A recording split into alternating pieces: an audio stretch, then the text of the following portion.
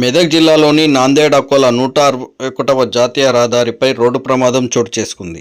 టేక్మాల్ మండలం బొడ్మట్పల్లి జంక్షన్ వద్ద highway road cross చేస్తున్న సమయంలో ఒక్కసారిగా నారాయణఖేడ్ డిపోకు చెందిన ఆర్టీసీ బస్సు మరియు కారు ఎదురెదురుగా ఢీకొన్నాయి. త్రుటిలో కారుకు పెను ప్రమాదం తప్పింది.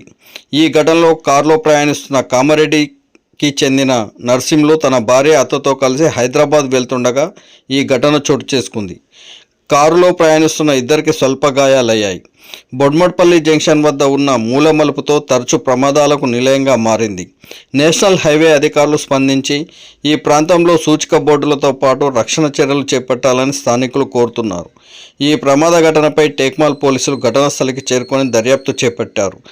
హైవేపై ఏర్పడిన ట్రాఫిక్ను క్లియర్ చేశారు. బాధితుల ఫిర్యాదు మేరకు కేసు నమోదు చేశారు.